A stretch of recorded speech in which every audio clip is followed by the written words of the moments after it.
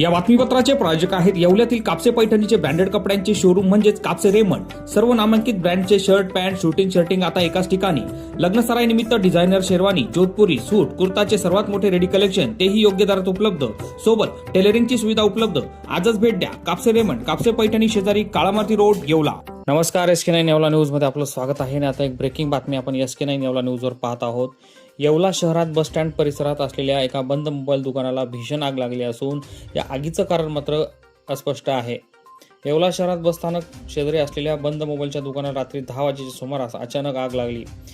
आगीचा भडका एवढा मोठा होता की संपूर्ण दुकान जळून खाक झाली। यात दुकान मालकाची मोठी वित्तहानी झाली असून आगीचे कारण मात्र गुलदस्त्यात आहे। घटनेची खबर येवला अग्निशमन दलाला मिळताच अग्निशमन दलाच्या जवानांनी तातडीनं घटनास्थळी दाखल होत शर्थीचे प्रयत्न करून आग आटोक्यात आणली। मात्र तोपर्यंत आगीने संपूर्ण दुकान भस्मसात केले होते।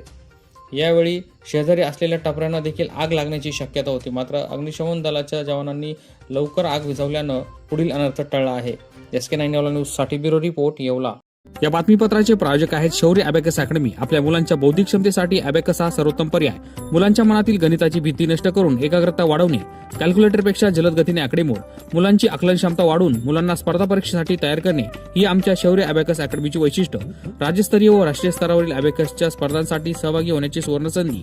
नवीन बॅच सुरू। यासह प्रथम आलेल्या 50 विद्यार्थ्यांना फी मध्ये 10% सवलत। स्क्रीनवरील नंबरवर आता संपर्क करा। आजच भेट द्या शौर्य abacus academy, Paregaon road, Yeola.